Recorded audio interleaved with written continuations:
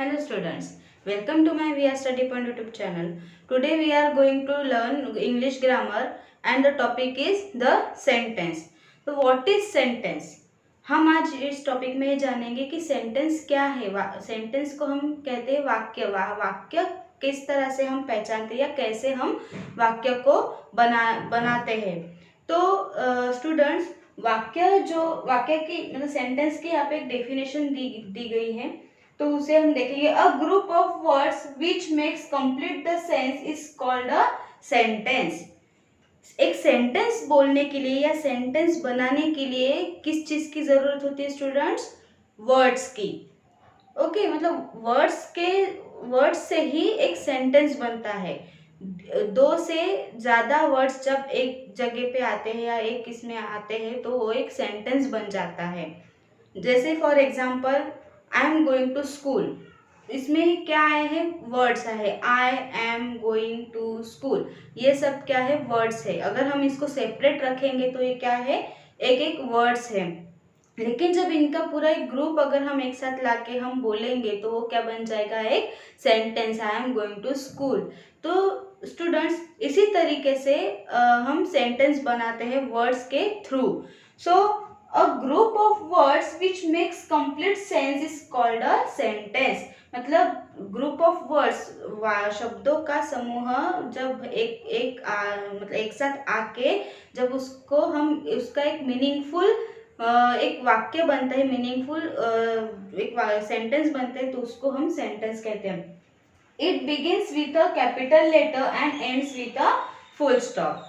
जो सेंटेंस है उसकी स्टार्टिंग जो है वो किससे होती है? कैपिटल वर्ड से।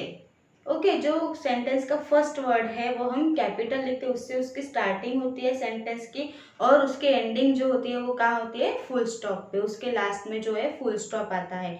तो स्टूडेंट्स ये है सेंटेंस की डेफिनेशन और उसकी आइडेंटिफिकेशन, मतलब उसकी पहचान। ओके उसके बाद हम देखेंगे phrase.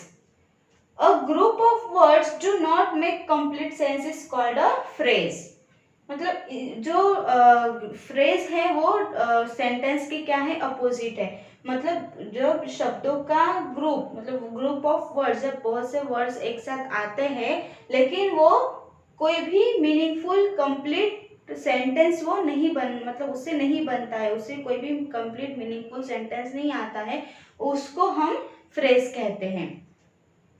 Okay students, so for example at night, in the park, इसमें आपको ना ही कोई सब्जेक्ट दिख रहा है, there is no one any subject, no verb, okay only two words, at night, in the park. Okay, so these are not a meaningful sentence, so that is called a phrase.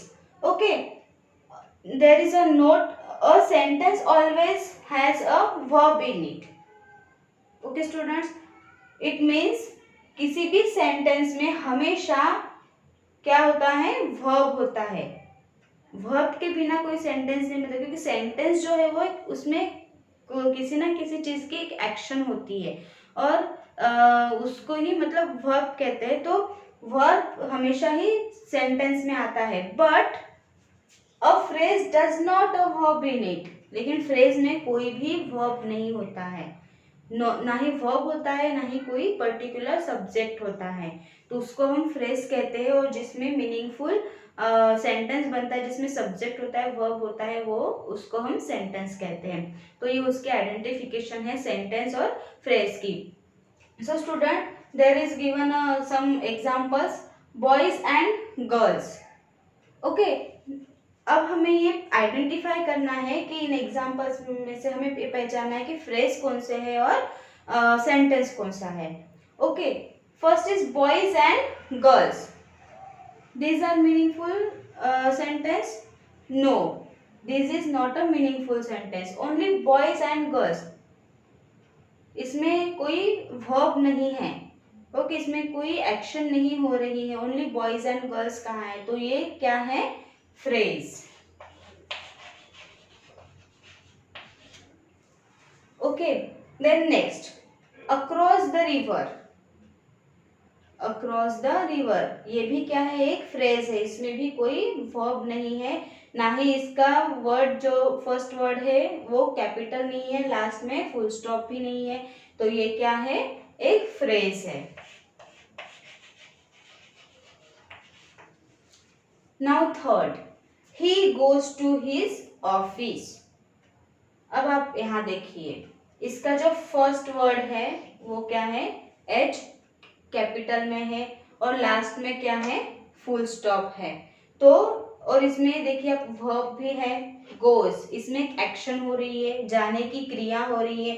He goes to his office, वो अपने office, मतलब इसमें goes है, क्रिया हो रही है, subject है और लास्ट में फुल स्टॉप है, तो ये और ये पूरा मीनिंगफुल सेंटेंस है ना। इसमें मीनिंग है, क्या बता रहे हैं, he is going to his office, ये एक मीनिंगफुल सेंटेंस है, तो ये क्या हो गया, sentence. Okay, then next four, Sam is a boy. Sam एक लड़का है, Sam is a boy, Sam का एस कैपिटल, लास्ट में फुल स्टॉप, और यहाँ है टू बी फॉर्म इज, है ना, तो ये भी एक क्या है, सेंटेंस है।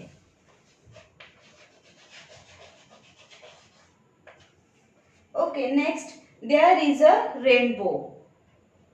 देयर का टी कैपिटल, इज है और लास्ट में फुल स्टॉप, तो ये क्या है, एक मीनिंगफुल सेंटेंस है।